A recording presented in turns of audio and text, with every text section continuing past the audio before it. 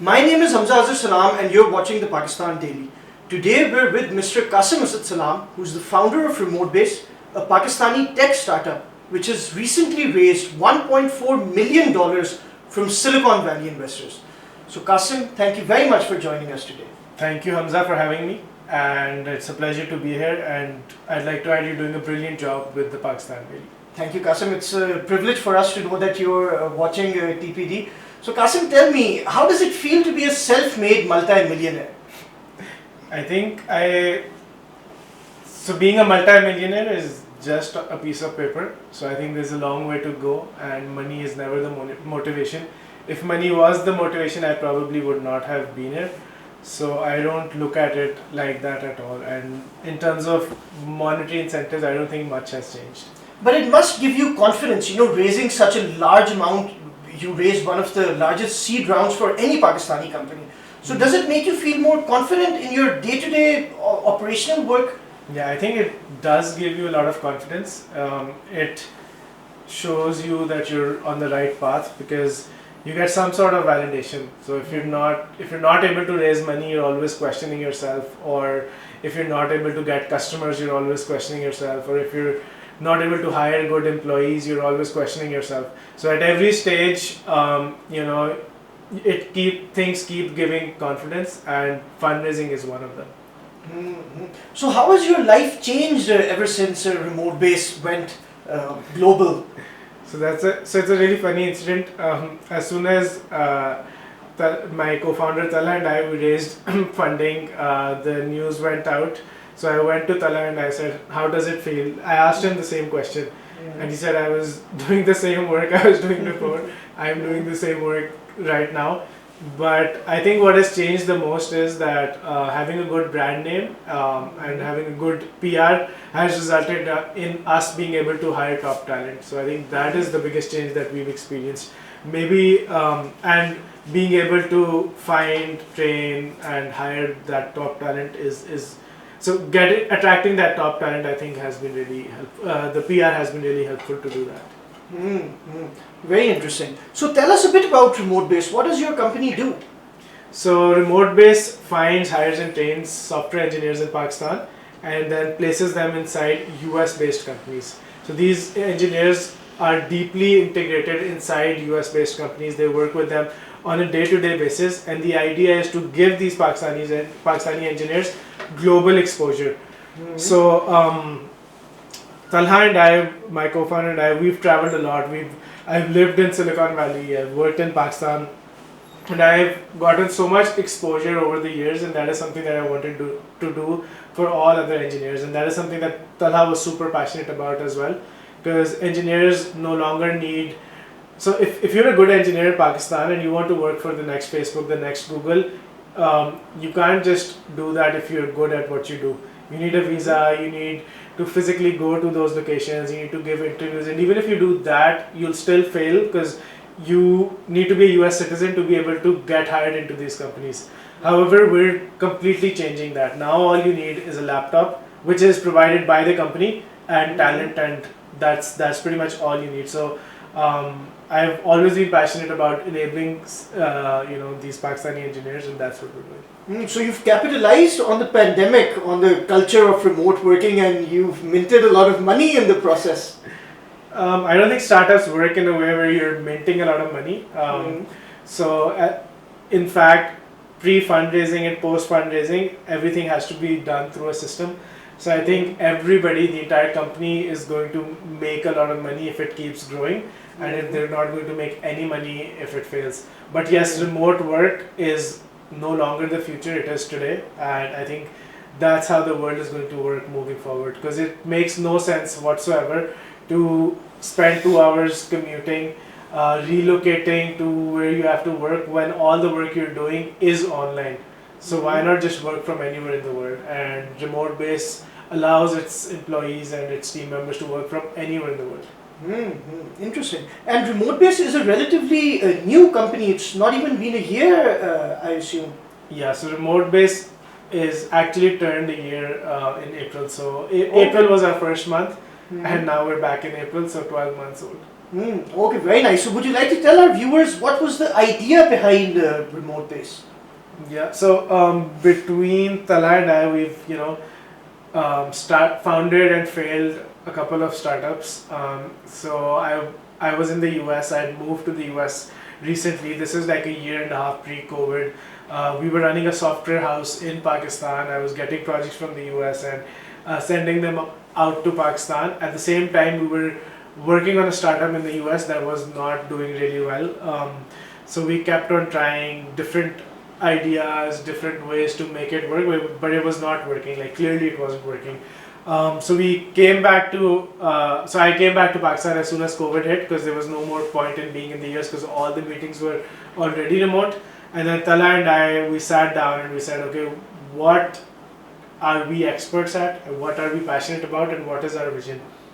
So it was not as simple as I'm describing right now, but it was a series of conversations and a series of situations as well. So we were running out of money. So the software house, we had deployed most of the engineers from the software to the startup. So the startup wasn't making money. So we didn't have enough money to survive more than 60 days. And at that time, I also sent out multiple emails to people if they were looking for engineers. Then Talha and I sat down and had this conversation. What are we good at? We're good at finding people, we're good at hiring people, and we're excellent at remote work because we've been doing it since remote work wasn't even remote work. So that's when we came up with the idea of RemoteBase. We found a client and we said, okay, we're not going to take the project in-house. We're not going to hire designers. We're not going to do all of that stuff. We're going to enable our engineers enough that they're able to handle those projects and work with the company directly. And that's how RemoteBase started. So it wasn't just one day, but it was probably like... It was a process. A process, yeah. Very interesting. So Qasim, now you did a PR blitz and dozens of media outlets are talking about your success. RemoteBase is known all over the world now in Pakistan and in Silicon Valley, especially in the tech ecosystem. But you've also seen failure very closely. And knowing you personally, I know that you've been persevering throughout your life. So tell me one thing. What does failure mean to Qasim Asad Salam?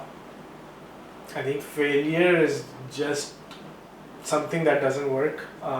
It teaches you a lot, you learn a lot, and I can 100% guarantee whoever is starting a business or guarantee you or whoever that you will fail, and you will fail 100%. Like it's inevitable that you cannot, like you won't fail.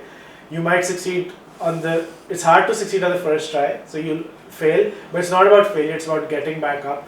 So if you can keep getting back up, then failure is just another way. You learn that you shouldn't be doing things this way.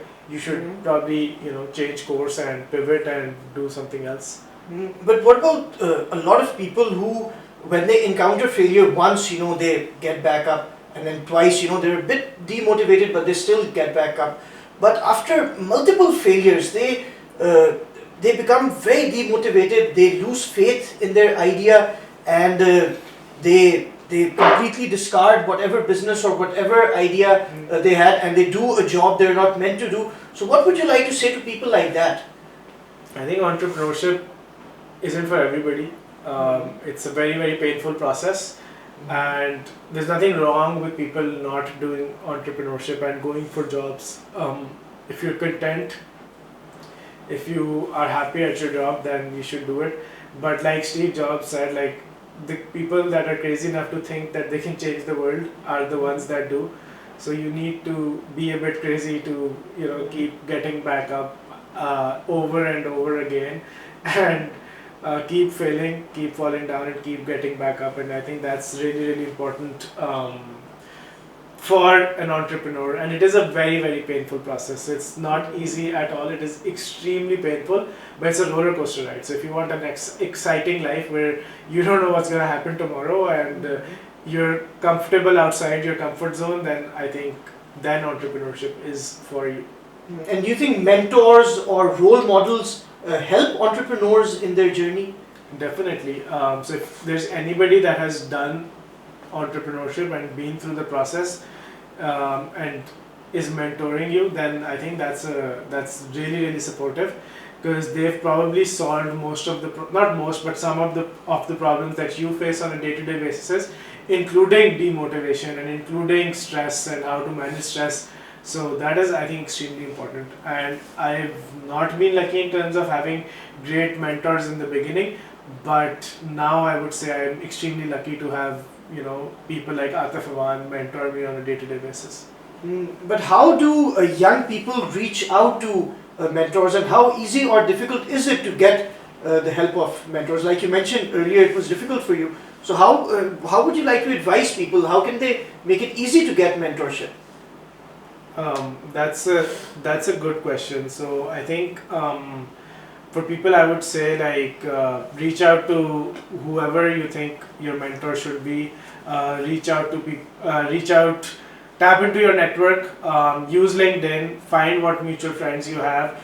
Ask for warm intros. So warm intros always work better than cold intros. So warm intros is when somebody knows somebody. So find those kinds of people and chat with them, and don't say upfront I want a mentor. Just talk to them, tell them your problems, and if it's a good match, keep a good relationship with them. And it develops over time. It's not going to happen overnight. So Qasim, all throughout history, is there any one individual who inspires you the most?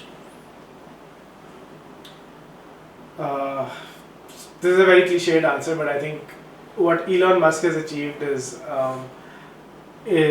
beyond possible. If people were to ask me or anybody else 20 years ago that somebody can come and say I'm going to take people to Mars, we'd probably laugh about it, and he's doing that today. So I think his journey is pretty inspiring, but I don't know him personally, so it's very easy to get inspired by people that you don't know personally.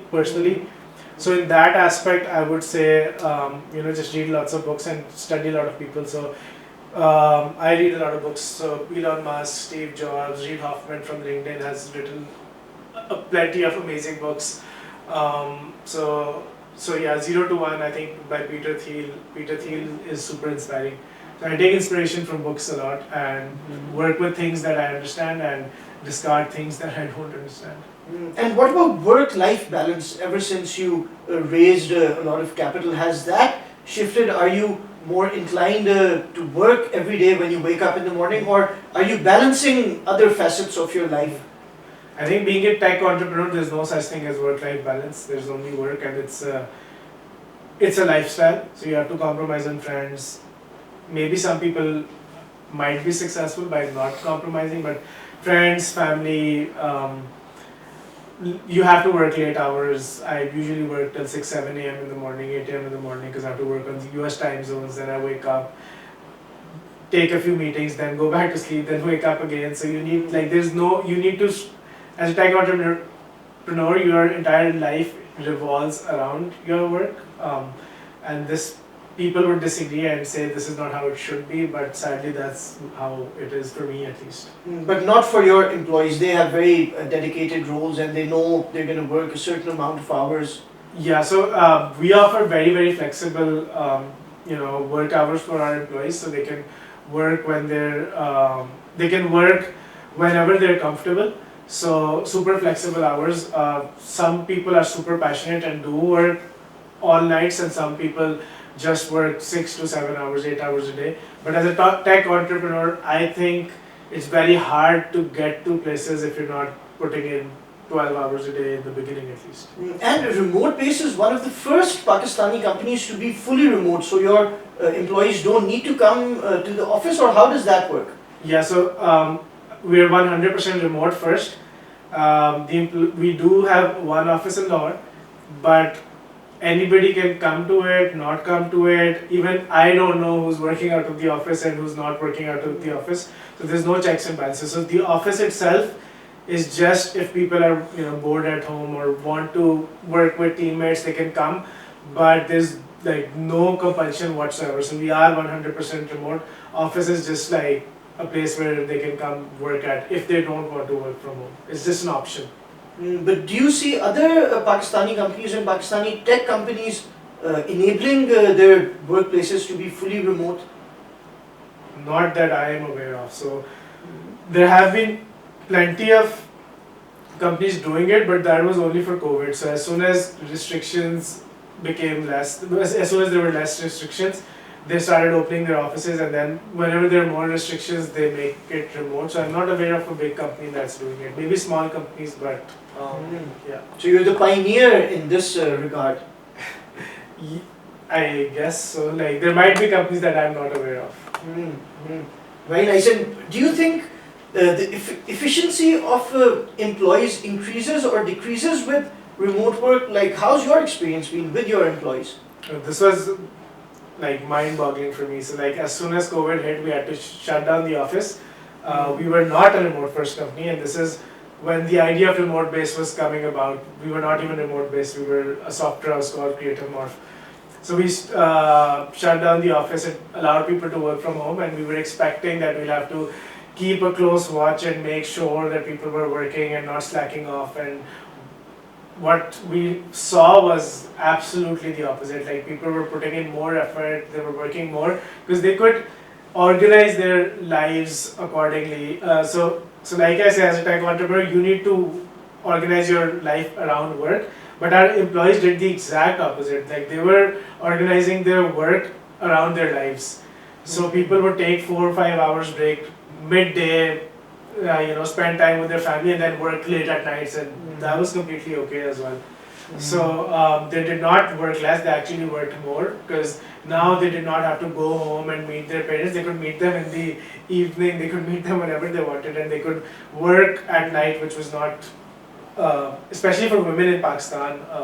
Working at night was a big challenge. So enabling people to work remotely has also given us access to immensely talented women in Pakistan, and they are so comfortable working late nights, but and spending time with family during the day because they're working from home. So I think it's been a game changer for us. Very interesting. So Qasim, let's tilt the conversation a bit. Let's go back to your life. Let's go 15 years back. Would you have ever imagined that you would be as successful as you are and you would be doing what you're doing now? I was always super passionate about technology, so I built my first website when I was 11 years old. Oh wow, tell us about 11? That's yes, it wasn't a very complicated website. It was just HTML, CSS, put in a bunch of pictures, added text and hyperlinked the text, and I called it a website, but I was 11, so... At 11 people, they're playing football, cricket, or we had Game Boys at that time, or Xbox. So how did you go from there to building your own website? So when I was 11, my brother was like 17, and he made his website when he was 17. He's no longer in tech, not passionate about technology, but I always wondered what is he doing on the computer all day, and I'd ask him, and he told me, I'm building this website. I asked him, how are you building it? He told me about the software that he was using, front page, and I said, okay, can you teach me? But he said, no, I can't teach you, just figure it out, Google it or whatnot. So yeah, that's, I think at that time, Google wasn't even, I don't remember, it was Google, Yahoo, a bunch of other search engines. But anyways, that's how I built it, because I wanted to know what he was doing. So. But did you have a feeling that maybe somewhere down the line you were meant to do something really big? I would like to think so, because otherwise then life is meaningless, right? So it gets meaning from whatever meaning you give it. So for me it was tech entrepreneurship from a very early age. Tried and failed these 15 years that you've been talking about. So when I was 11, that is a little over 15 years ago. So since then, tried, failed, but I knew I'd make it, and I knew even if I don't make it, I was not cut out for the normal 9 to 5. So that's one thing that I knew. I don't know how, because I've never had a 9 to 5. I've never done a job, but that's just something that was so uninspiring to me that I never chose that path. So all throughout your journey, ever since you built the website at 11 and now a multi-millionaire before 30, what was the lowest point in these 20 or so years? Yeah, unlimited amount. No, but when you felt that this is rock bottom, or when you felt that I can't rise from here? Multiple times. So I did my first startup when So there's not one low point, there's like multiple low points. Started my first startup in college that went viral. It was called Campus Feed. So we scaled to 10 different universities in 3 months. I was able to raise very small seed funding. An angel investor took me to Silicon Valley, showed me around, all free of cost. I didn't have people or money, so things were going well. And then I had to shut it down because there was no monetization, there were a bunch of other problems. I just got out of college, so that was a low point. Then just recently, right before RemoteBase, we had like 30 or 60 days of runway left. We had to pay like our engineers, and we've never missed our engineers, payroll ever. So that was a low point. Like, how do we come out of that? So plenty of low points like that. So how do you cope with failure, or when you have low points? Do you exercise, or do you listen to music, or do you have your own little solution? I think it's like they say for Steve Jobs, there's like some sort of reality distortion. So I truly believe that I'm going to make it through it, no matter how hard the circumstances, and it somehow happens. But it is, I think, the craziness, or what, I don't know what to call it, but like whenever there's like so much pressure, like having, 10, 20 employees working for you and having to make payroll in 30 days and knowing that you don't have enough money in the bank, and then having to figure out where to get that money from, which client to get, onboarding the client, then getting your first payment is a huge jump, and making that jump in less than 30 to 45 days seems pretty impossible if I look back at it now. But at that point I knew I'd make it, and I don't know how I would make it, but I knew I would, and that belief, I think, gets you through. So I remember you as a young kid also. You were a very confident young kid. But a lot of people, they struggle with confidence. They have ideas, they have skills, but they don't feel as confident about it, and they aren't confident enough to take risks. So what would you like to say to those people? So like Wayne Gretzky is a hockey player. He says like you miss 100% of the chances that you don't take. So like, what's the worst that will happen if you're not confident? Or like, even if you're not confident, just do it. Like, what's the worst that will happen? Like, maybe the worst is if you're pitching somewhere, maybe people will laugh at you. Like, is that it? Like, that's such a low bar versus what happens if it goes well. Like, what happens if when you pitch to an investor, instead of laughing, that investor gives you $1 million. So what happens if you fail is just laughter, but what happens if you succeed? So in everything in life, like as long as you're able to have food, water, a roof over your head, you can't go below that. Like everything else, like just do it. And as far as confidence, like when I was applying for an incubator, I was standing in this line.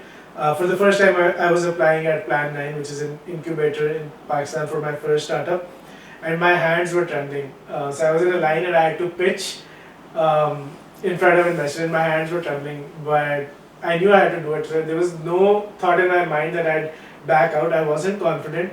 I was nervous. I didn't know what to say. I had a piece of paper where I prepared, bullet points of what I will say, and then I went there. I pitched. The panel, not investors, the panel liked my pitch, but during the pitch, I did take out that piece of paper as well, and I knew it was like super embarrassing, but I just thought like, what's the worst that will happen, right? And I pitched, and we became a part of Plan 9. And similar situation happened again for once at Plan 9 when I was pitching in front of an audience of 200-300 people, and then once when I went to Turkey for the first time, I had a 2.5 minute pitch, and there was an audience of 2,000-3,000 people. I was on stage, all the spotlight was on me. Wasn't trembling as much, but came through. And now like for me, public speaking, I've done it so many times that I don't even think about it. Like even this interview for me, it was like, okay, I'm gonna go there, give an interview, then I'm gonna do X, Y, Z. So over time, you get so programmed that it doesn't even matter. Very interesting. So you've seen the tech ecosystem in Pakistan, and you've seen the tech ecosystem in Silicon Valley. How do you compare both of these ecosystems? I think it's like you say in Urdu, is zameen asman ka fark hai. क्या फर्क है? So like it's immensely different. So raising money in Silicon Valley is far easier than raising money in Pakistan. If you have traction there, more people are probably going to fund you. It's hard, very hard for immigrants, but if you're white skinned male in the US, raising money is a piece of cake. You get access to top talented people, you get access to top mentors, you interact on a day-to-day basis with people that might be working at Uber, that might be working at Facebook, Google. It's such high density of talent in Silicon Valley that there's like information just flowing around. And then the other difference is that there's no sort of leg pulling there. Like everybody's there to even help out competitors. Like people go out of their way to help you out. So very different ecosystem. In Pakistan, I can count good Pakistani investors on one hand, or probably not even be able to count all good investors in Pakistan on a single hand. The ecosystem is super fresh, so people don't understand the value of equity. Even when we are hiring, if we offer 5,000-10,000 rupees to an engineer, that's make or break for them, versus we are going to offer stock options and stuff. But in the Valley, people take 50% pay cuts just so that they can get stock options at an early stage startup, and they're like dying to get stock options because they know that's where real value comes from. So the entire ecosystem is different. But the best part about RemoteBase is that we're not in Pakistan and we're not in the US. We're the best of both worlds. So we attract highly talented software engineers from Pakistan, but we tap into the fundraising ecosystem of Silicon Valley. We tap into the Ubers and the Facebooks of the world. Like we conduct sessions where engineering managers from Uber come speak to our employees. We have managers from Facebook coming and talking to them, one-to-one mentorship. So we tap into that ecosystem through and through because we are remote. We can do that, and that has helped us out really well. So you're like a bridge between the Pakistani tech ecosystem and the US tech ecosystem. Exactly, and my co-founder is right now in San Mateo, so like 30 minutes away from San Francisco. So in the heart of Silicon Valley right now. I am going there in a week, then coming back in a month. So I keep traveling. I haven't been doing it during COVID, but even pre-COVID I was traveling a lot. So that has helped me get the best of both worlds. Yeah, so let's give a shout out to the co-founder of RemoteBase, Salam. He's an excellent developer. Would you like to say anything about him? Oh, he's like 10 steps ahead of me. He's like works 16 hours a day, as competent as it gets. Was an early employee at Total, which is now a $1 billion company. Has never ever spoken to a technical client and failed that interview or whatever you would call it, because he's so technically sound, manages the entire team, leads our tech. So he's the man behind the scenes. I'm just like the face, I guess. But you're also the entrepreneur, the person with the vision. I think we complement each other's skill sets so much that it has been a good ride so far. So where do you see RemoteBase in 10 years? That's a good question. So I think empowering and enabling, starting from Pakistan, let's talk about Pakistani engineers, training, empowering and enabling Pakistani engineers, whatever we're doing right now, but at a massive scale. So like thousands and hundreds of thousands of engineers becoming a part of RemoteBase and being able to work with top tier companies in the world, but more importantly, completely getting rid of the concept of having a good geographical location to work, having a good,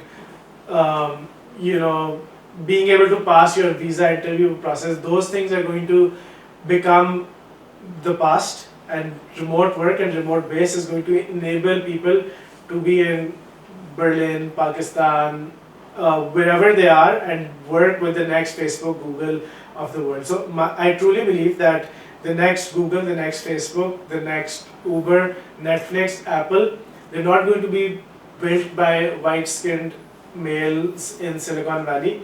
They might be headquartered there. They might be tapping into that ecosystem just like we are, but they'll be built by that one girl sitting in Bahawalpur, or that one guy sitting in some other city, Karachi, Lahore, and together enabling these innovative companies to build products.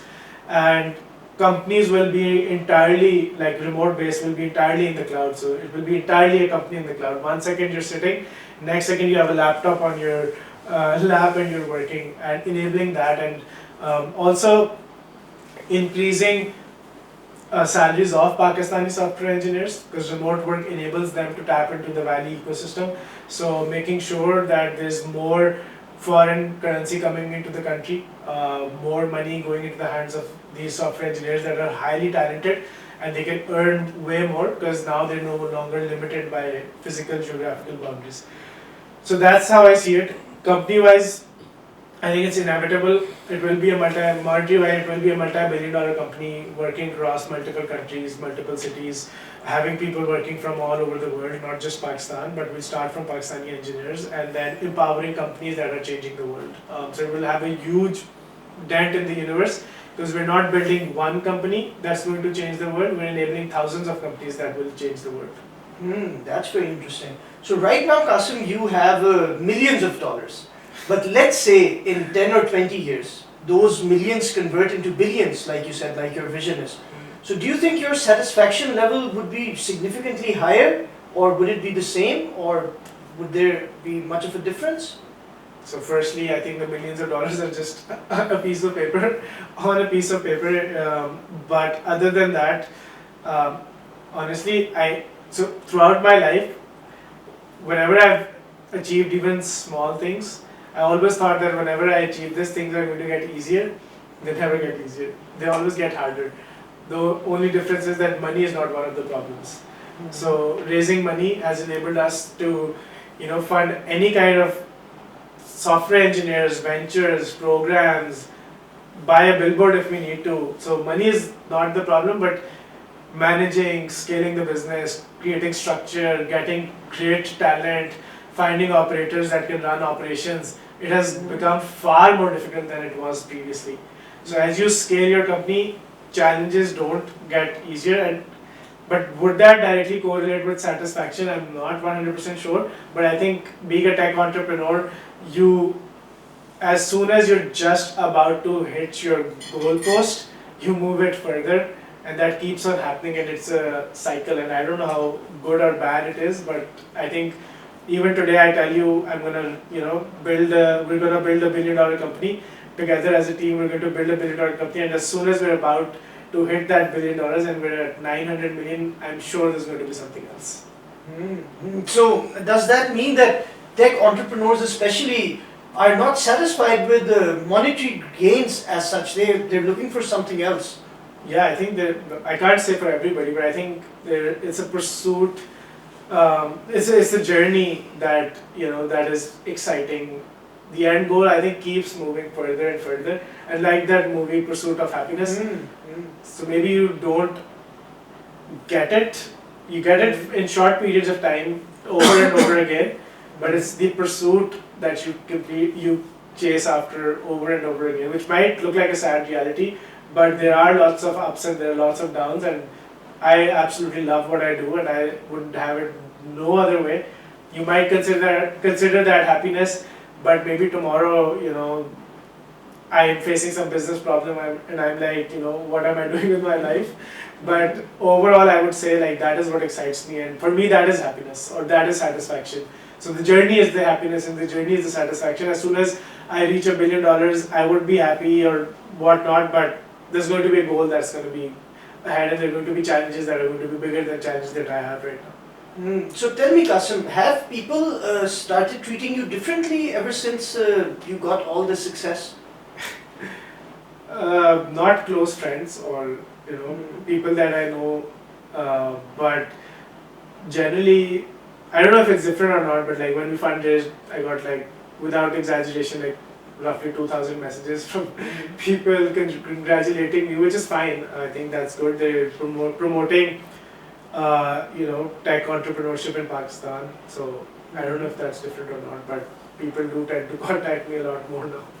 That's good. That's a plus, especially for your business. But has it gone to your business as well? Like, is it easy to hire engineers now that RemoteBase is all over the world? Yeah, I think that's the biggest help we've gotten. So it's not treating me differently, but it's treating the company differently, which is more important.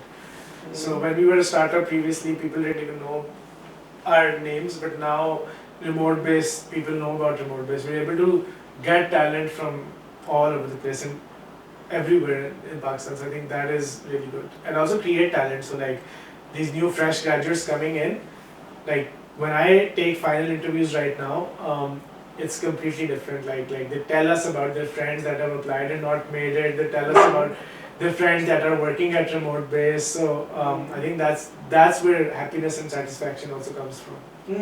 Yes. One part of it. Yes, you're absolutely right. So in your opinion, what's the best part of RemoteBase? In what sense or for whom? For you. What's the audience?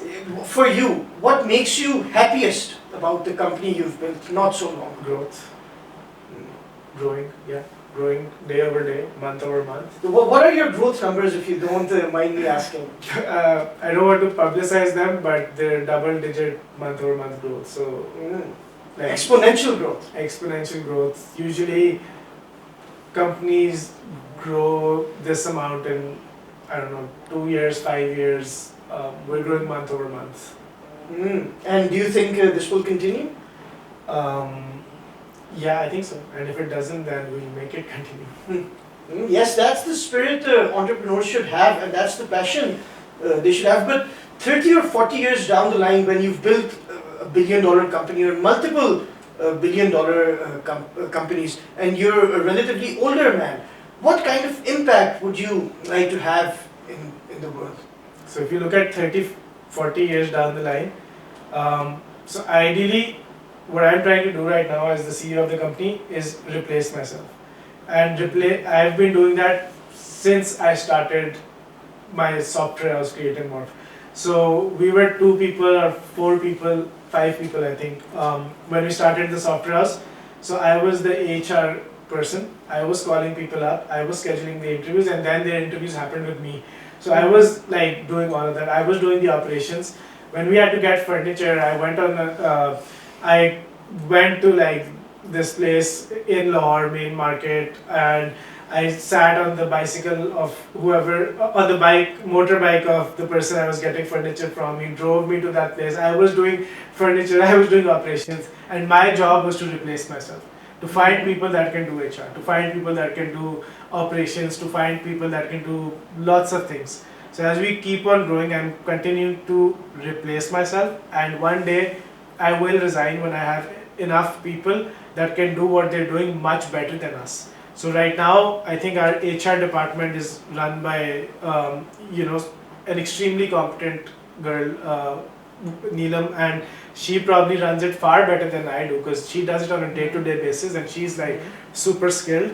So that's taken care of. So as we grow, we'll have people for growth, we'll have people for business development, we'll have people for sales, and that's when I'm going to resign and I'm going to start something new, and that's going to be in biotech. So after 30 years or 40 years, I will probably be working in biotech and curing aging basically. Well, do you think aging can be cured? I think it might sound stupid, but it's a fact, and so there are already studies and tests that have been done. So all of this is done. They took 2 mice.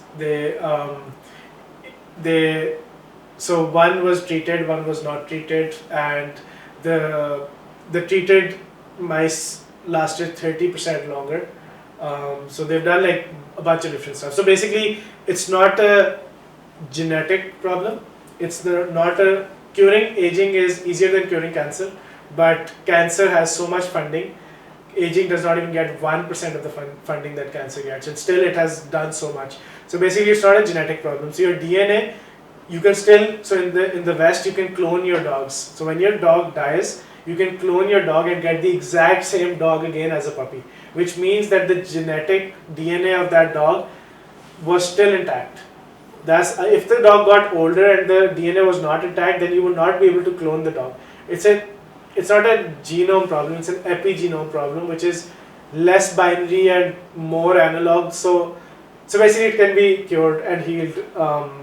So what does that mean? We'll live till 100, 150, or what does that mean? Not in our lifetimes, maybe in our lifetimes 120 to 150. So I'll live till 120 to 150? Yeah, most probably if you hopefully don't get hit by a bus or get like cancer, because as soon as you keep aging, there are more chances of you in getting. And will I be like healthy, properly healthy? Yeah. So again, that's what I think. Let's see that. Inshallah, if that happens, it's a great reality for young people especially. Yeah, but biotech is right now. Biotech is like tech was 40 years ago, or when Steve Jobs or Steve Wozniak were building the first personal computers. Not the first, but one of the first. They had these hacker groups that were coming together and working on these cool pet projects. That's how biotech is right now, and I think after 30-40 years, I want to build a company that cures aging.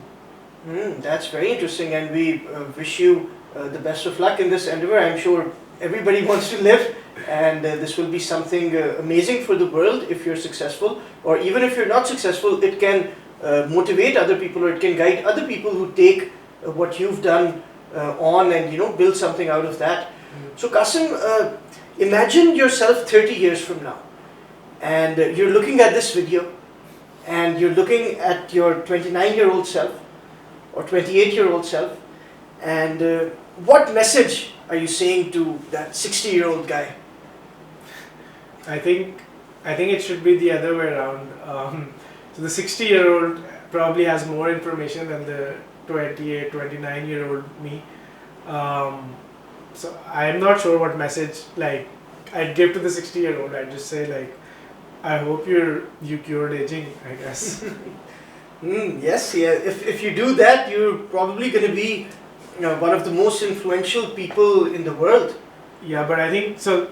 It's very easy to go down that route, but there are multiple companies doing that right now, and there are multiple companies that are going to tackle those challenges. And Google has invested tremendously in this. So I think a lot of companies will eventually get there. It's not a question of if, it's a question of when. Hopefully in our lifetimes. Yeah, but for our children, I don't have children, but for our children's or their children, they're gonna live forever. But live forever doesn't mean 2,000 years. They'll have more chances of accidentally dying or more chances of getting disease, but it means that their bodies will not be aging, basically. That's very interesting. So Qasim, let's shift the conversation a bit again, and let's talk about this country, Pakistan, where we're from. And this is a poor country where a lot of people don't have access to the internet, and they don't have laptops or computers, and coding isn't a big thing. There's a very limited supply of engineers which you hire. So how can this country become the next tech hub of the world? What can the government do? What can people like you and me and the viewers, what can we do to make this reality happen? Just keep watching RemoteBase, because I think it's going to enable Pakistani engineers, and it's going to increase our software exports.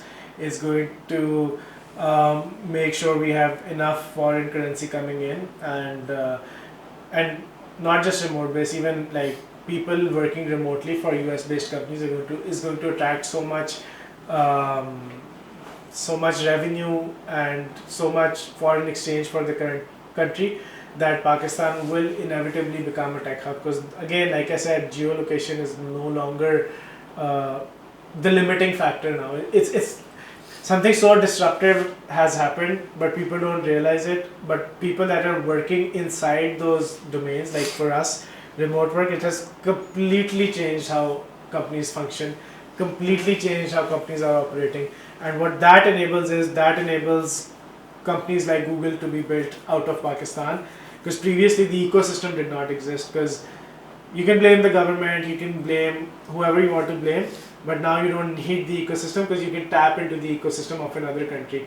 You can tap and talk to the people of other countries. So this globalization is going to enable countries to be hopefully at a better footing with each other, because talent now can be accessible from anywhere. Knowledge you can get from the internet. So this democratization of knowledge and democratization of talent is going to be really good for the poor countries like Pakistan, and maybe not so good for countries like the US, where there's like there has been an exodus out of the Bay Area. People are moving out because they can now work remotely. So I think the future looks really, really bright. We can play our part. We're not politicians. We're business people. We're tech entrepreneurs. We can play our part. I just hope that the government doesn't screw up, and I'm pretty sure they will. So, but I just hope they don't. ठीक है Qasim साहब, thank you very much for Thank you talking so to much. us. Thank you.